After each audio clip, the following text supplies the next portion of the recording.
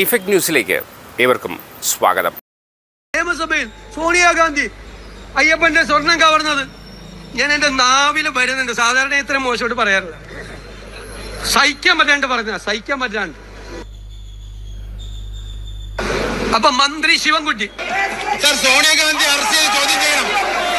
നിയമസഭയിൽ പറയാണ് സോണിയാഗാന്ധിയുടെ വീട് റെയ്ഡ് ചെയ്യണം, സ്വർണം അവിടെയുണ്ട്.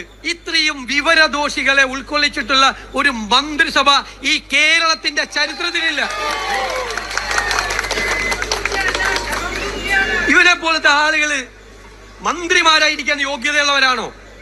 അസംബന്ധം പറയാണ് നിയമസഭയിൽ കയറിയെന്ന്. എന്നിട്ട് നിയമസഭയിൽ എങ്ങനെ പ്രവർത്തിക്കണമെന്ന് പ്രതിപക്ഷത്തിന് ക്ലാസ് എടുക്കുകയാണ്. ആര്?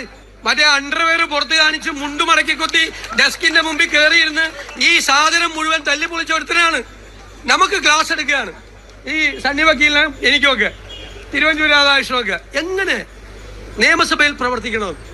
അതായത് നമ്മൾ മര്യാദയ്ക്ക് വന്ന് എഴുന്നേറ്റ് നിന്ന് ഇത് പറഞ്ഞിട്ട് പോലല്ല, ഓന്റെ പോലെ മറ്റത് കാണിച്ചിട്ട് വേണം ചെയ്യാൻ. നാളുമല്ലോ. എന്നിട്ട് സോണിയാഗാന്ധിക്കെതിരെ വാർത്ത വരുമെന്ന് കണ്ടാൽ എന്ത് വിഡ്ഢിത്തവും വായിന്ന് വരുമോ? വിദ്യാഭ്യാസ മന്ത്രി. എന്റെ പിള്ളേരെ ഓർത്ത് ഞാനിങ്ങനെ സങ്കടപ്പെടുക. എന്റെ പിള്ളേരെ ഓർത്ത് എക്സസൈസ് കൊടുക്കാൻ നമുക്ക് ബോധമില്ലാതെ പറഞ്ഞെന്ന് വിചാരിക്കരുത്. ഇത് വിദ്യാഭ്യാസ മന്ത്രി വന്ന് പറയാണ് നിയമസഭയിൽ സോണിയാഗാന്ധി അയ്യപ്പന്റെ സ്വർണം കവർന്നത് ഞാൻ എന്റെ നാവിൽ വരുന്നുണ്ട്. സാധാരണ ഇത്ര മോശമായിട്ട് പറയാറില്ല. സഹിക്കാൻ പറ്റാണ്ട് കൂടുതൽ വിശേഷങ്ങളും വാർത്തകളുമായി വീണ്ടും കണ്ടുമുട്ടാം. അതുവരെ ഏവർക്കും നന്ദി, നമസ്കാരം.